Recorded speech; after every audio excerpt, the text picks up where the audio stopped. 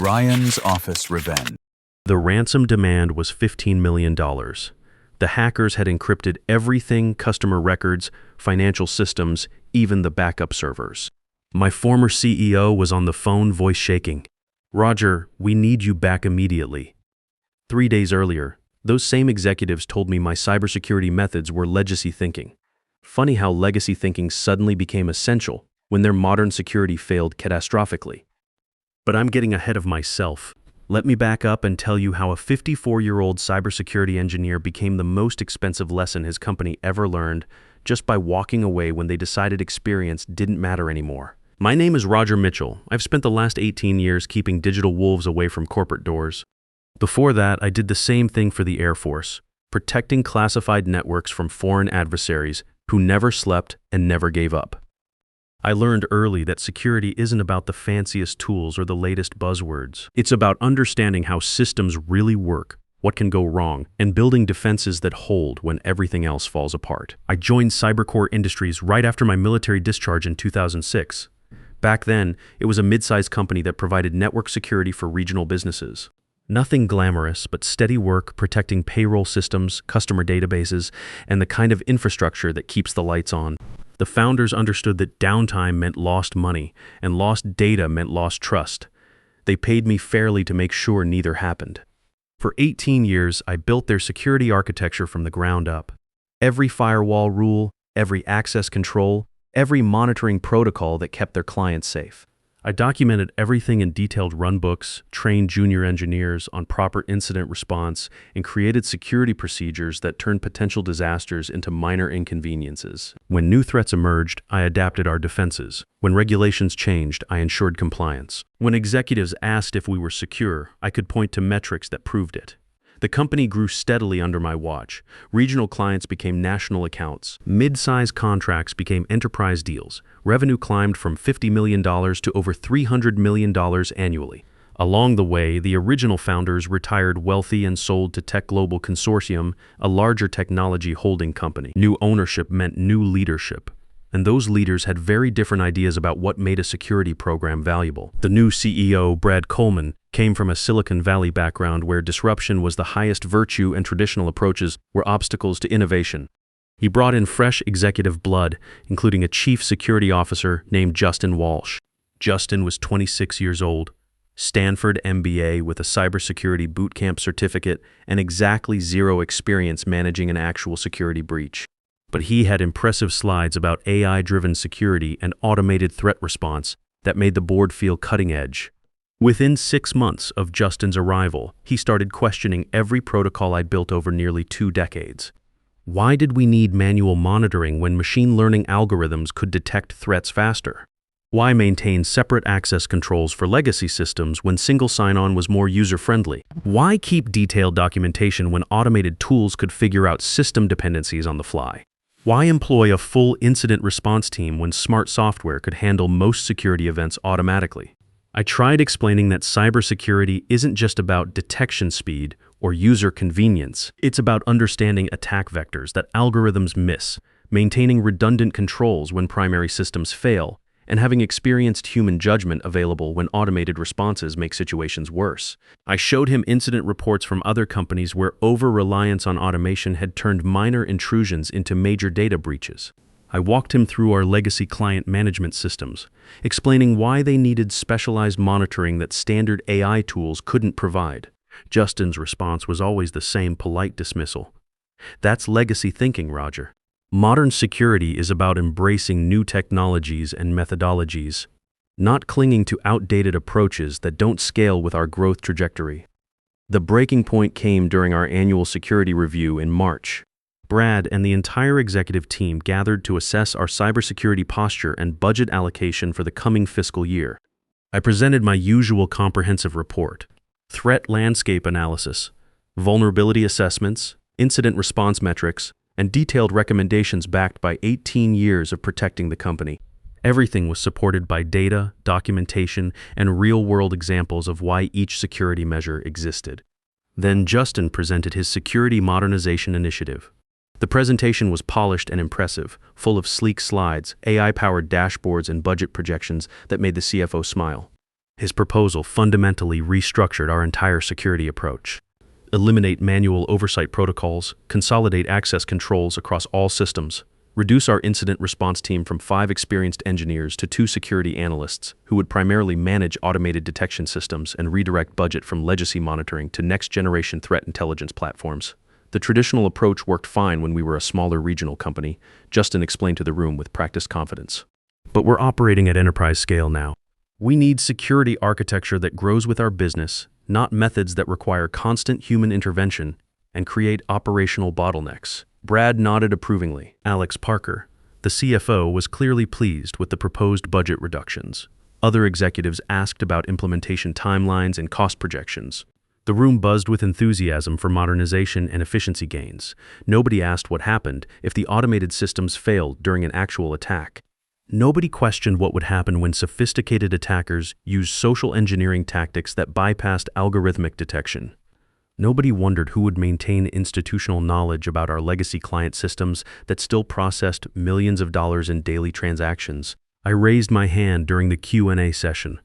What's our fallback plan if the AI detection misses something sophisticated?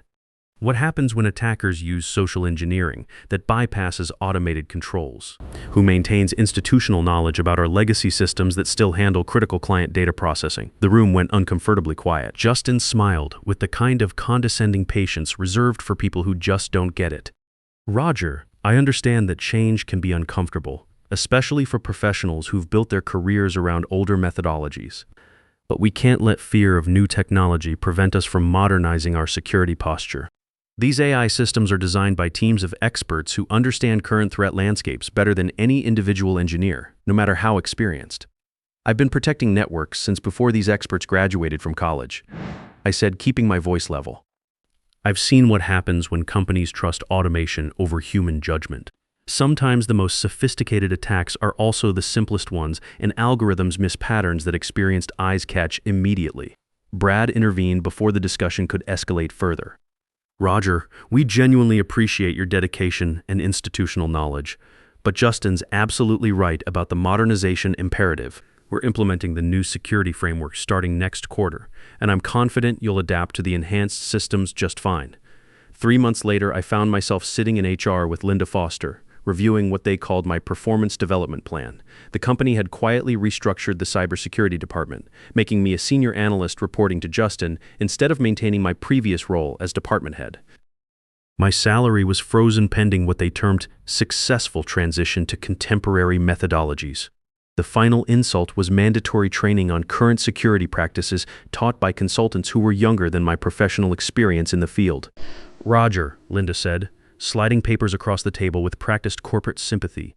We're really committed to helping you grow into a more collaborative role within our modernized security team. Justin has identified several areas where your skills could be better utilized in support of our new strategic direction. I looked at the development plan. It read like a comprehensive demotion wrapped in HR-approved language. Reduced responsibilities, eliminated decision-making authority, mandatory supervision by someone who'd never actually handled a real security crisis, and retraining on fundamentals I'd been practicing since Justin was in middle school. What happens if I don't sign this? I asked directly. Linda's practiced professional smile faltered slightly. Well, we'd have to consider whether your current position aligns with our evolving business needs and organizational structure. I pulled out my resignation letter, already prepared and signed that morning. Then let me save everyone some time.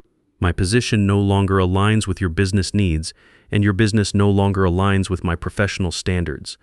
I handed her the letter across the same table, where they'd just tried to demote me. Effective immediately. Linda stared at the resignation letter like it contained classified information. Roger, you really don't have to make this decision right now. Think about your benefits package, your retirement timeline, your accumulated vacation time. We can definitely work something out that's mutually beneficial. I've been thinking about it for 3 months, I said, standing up. You've made it crystal clear that 18 years of experience doesn't matter here anymore. I believe you completely. Good luck with your modernized security program. I collected my personal coffee mug, the small cactus plant from my desk, and most importantly, my personal incident response notebook, 18 years of handwritten entries documenting every security event, every near miss, every weird system quirk that had never made it into official documentation. By 3:00 p.m., My access badge was deactivated. By 3:15 p.m., I was driving away from Cybercore Industries for the last time as an employee. I spent the next 3 days working on home improvement projects and updating my LinkedIn profile. The piece was remarkable. No 2 a.m. alerts about suspicious network activity. No meetings about compliance frameworks. No explaining why certain legacy systems required manual oversight to people who'd never seen a real cyber attack. Friday evening, I was installing a new ham radio antenna when my phone started buzzing with missed calls. Gary Pierce, the VP of Technology who'd remained diplomatically silent during my final months, had called 6 times in an hour. Steve Caldwell from Network Operations left increasingly urgent voicemails. Even Linda from HR sent a text message, "Roger, please call back immediately. We have an emergency situation developing." I ignored them all and continued working on the antenna installation. Around 7 p.m., a car pulled quickly into my driveway. Deanna Turner, Brad's executive assistant, got out looking completely frazzled, a stark contrast to her usual polished corporate appearance. "Roger, thank God you're home," she said, practically running across my lawn. "Brad needs to speak with you immediately. We have a critical security incident in progress." "No," I corrected her. "You have a critical security incident. I don't work at Cybercore anymore, remember? This isn't about corporate politics or organizational changes," she said desperately. "Someone has breached our network systems. They're demanding $15 million in ransom and threatening to release all our client data publicly. Justin's team can't contain it, and they can't figure out how the attackers got in." I set down my antenna tools and looked at her. "What kind of breach are we talking about?" "Ransomware attack. Started late Friday afternoon when most people had already left for the weekend. It spread through our legacy client management systems, the ones you always said needed special monitoring protocols. The automated detection systems completely missed it because the attack came through social engineering emails targeting our summer interns." I almost smiled at the bitter irony. Social engineering attacks on inexperienced temporary workers, spreading through legacy systems that Justin's AI couldn't properly monitor, attacking on a weekend when only skeleton crews were working. It was exactly the attack scenario I'd outlined in security memos that management had filed under legacy thinking for the past 2 years. "Where's Justin and his modernized security team?" I asked. "He's been working around the clock since Friday night, but the attackers seem to know our systems better than we do. They bypassed every automated control, and now they're demanding payment within 72 hours or everything gets released publicly. And Brad wants me to come in and fix what your modernized security couldn't prevent," I asked.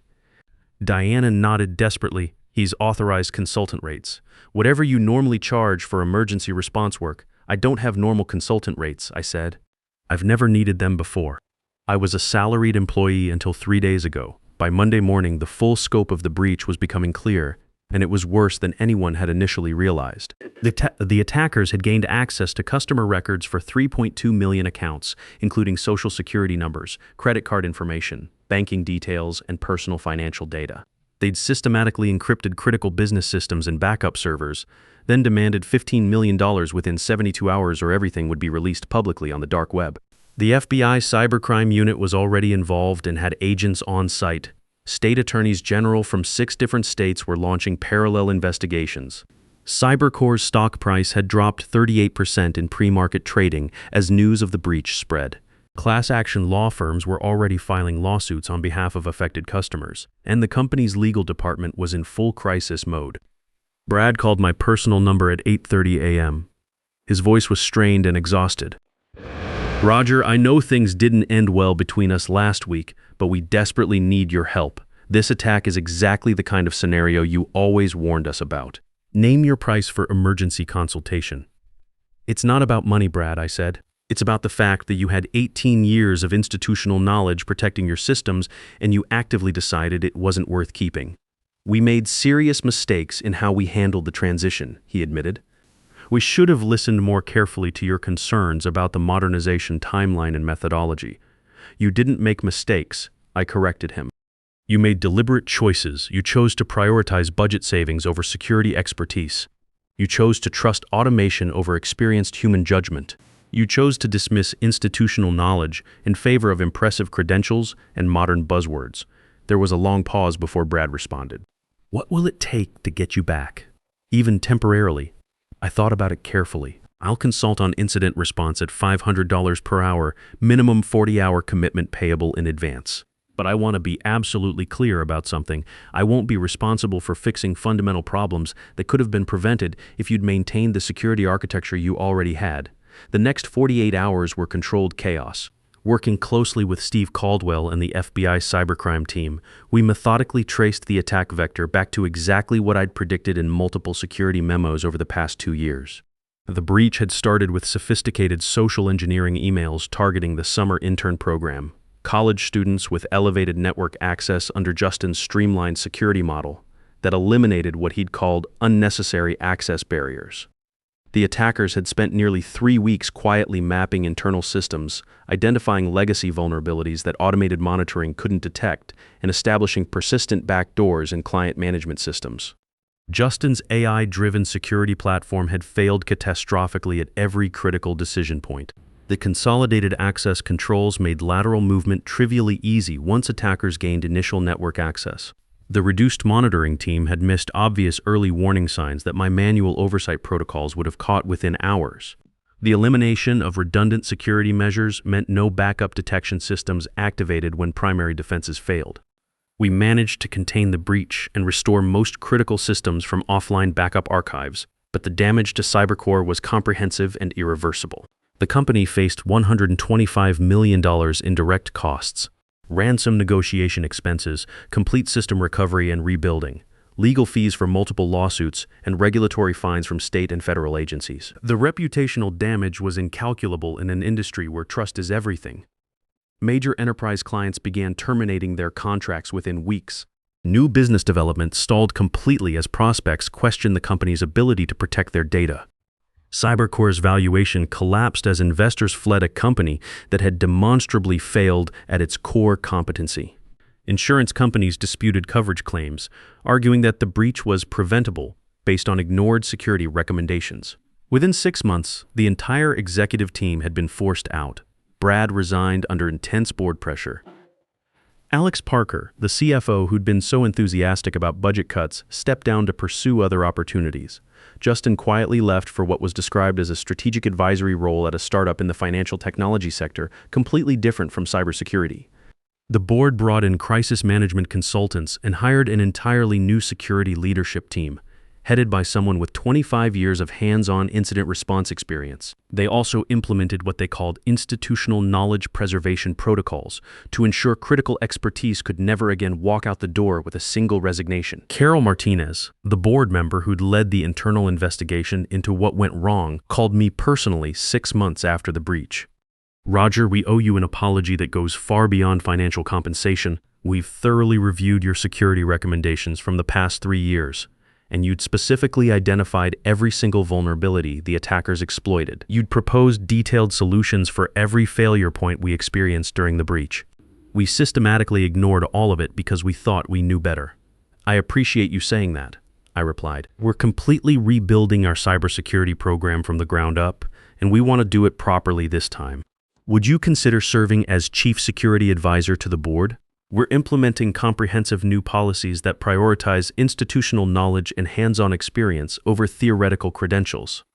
We want to make absolutely certain we never lose critical expertise this catastrophically again." The advisory offer was generous. The scope was professionally interesting, and most importantly, it was respectful of what I brought to the table. But more than that, it represented a genuine opportunity to help build something better from the rubble of corporate arrogance. "I'll think about it seriously," I said. I took the advisory role, not because I needed the income from consulting fees, but because I wanted to be part of building something genuinely better from the wreckage of corporate short-sightedness. Under Carol's leadership and the new board's direction, CyberCore slowly rebuilt itself with hard-earned wisdom. They hired a new chief technology officer who actually understood systems architecture at a fundamental level. They created a technical expertise track that compensated senior engineers on par with executive management. They documented everything comprehensively and implemented redundant knowledge-sharing protocols. Most importantly, they learned to genuinely value the people who kept the digital lights on rather than treating them as interchangeable cost centers to be optimized away. 2 years later, I was having coffee with Steve Caldwell, who'd been promoted to Director of Network Operations after proving his competence during the crisis response. "You know what's really interesting?" Steve said, stirring sugar into his cup. "Justin reached out to me last month asking if we had any open positions. Said he'd learned a tremendous amount about cybersecurity implementation during his time in the financial technology sector and wanted to get back into hands-on technical work." "What did you tell him?" I asked, genuinely curious. "That we had an entry-level security analyst position available, but it required completing 2 full years of supervised training under senior engineers before any independent responsibilities. No shortcuts based on educational credentials or previous management experience. He'd have to demonstrate actual technical competency through real incident response work and system administration." "How did he take that news?" "He starts next month. Took a 45% pay cut compared to his previous position, but he seems genuinely committed to learning how security actually works instead of just how it looks in PowerPoint presentations." I smiled at that. Some people do eventually learn, but usually only after reality teaches them lessons that business school case studies simply can't convey. The most satisfying part of the whole experience wasn't the consulting fees or the professional vindication, though both were certainly welcome. It was knowing that every time CyberCore's security team referenced their comprehensive monitoring protocols, every time they maintained redundant controls for critical legacy systems, every time they hired experienced engineers over impressive MBA credentials, they were building on the foundation of an expensive lesson I'd taught them, simply by walking away when they decided expertise was disposable. The industry took notice of what had happened at CyberCore. I started receiving invitations to speak at cybersecurity conferences about institutional knowledge preservation and the hidden costs of security automation. Other companies began reaching out for consultation on building sustainable security programs that valued experience alongside innovation. My speaking calendar filled up with engagements at organizations that wanted to avoid learning the same $100 to $25 million lesson. One particular conference presentation became something of a legend in cybersecurity circles. I titled it, "Legacy Thinking: Why Experience Matters More Than Ever in Modern Security." The audience was primarily CTOs and security executives from Fortune 500 companies, many dealing with similar pressures to modernize their security operations. I started with a simple question. How much would you pay to prevent a $125 million security breach? Then I walked through the CyberCore case study, explaining exactly how prioritizing credentials over competency, automation over human judgment, and cost savings over comprehensive security had created every vulnerability the attackers exploited. The response was overwhelming. Companies that had been planning similar modernization initiatives quietly shelved them. Security executives who'd been pressured to reduce experienced staff suddenly found budget approval for retention programs.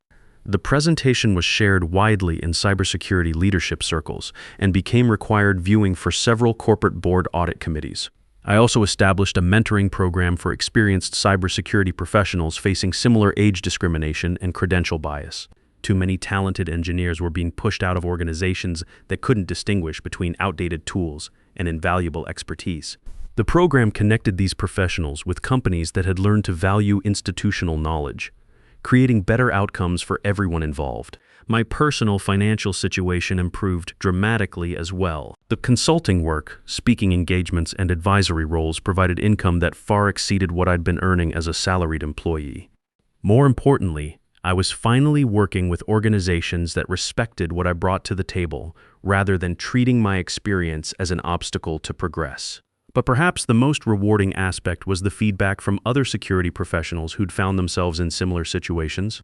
I received dozens of emails from engineers who'd been told their methods were outdated, their experience was irrelevant, or their salaries were too high compared to fresh graduates. Many had been inspired to stand up for their professional worth rather than accepting devaluation quietly. One email particularly stood out. It was from a 58-year-old network architect in Ohio who'd been facing pressure to train his own replacement, a recent graduate with impressive academic credentials but no practical experience. After reading about the CyberCore incident, he'd presented his own company's board with a detailed analysis of what institutional knowledge meant to their security posture. Instead of being replaced, he was promoted to chief security officer and given budget authority to build a team that balanced experience with innovation.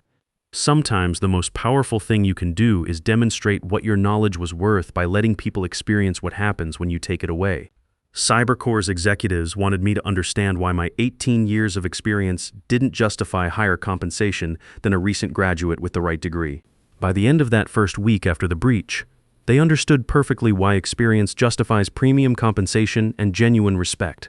The sweet irony wasn't demanding they pay me emergency consulting rates, though I certainly earned every dollar. It wasn't watching executives lose their jobs, though there was definite satisfaction in seeing accountability applied to decision makers. It was knowing that every time they looked at their rebuilt security systems, every time they referenced their new institutional knowledge preservation protocols, every time they promoted a technical expert to senior leadership based on competency rather than credentials, they were building on the foundation of a lesson I'd taught them by simply walking away. Thanks for listening. Trust me, there are plenty more stories where that came from, and most of them have the same moral. Never underestimate the value of experience, and always remember that respect is earned through results, not titles.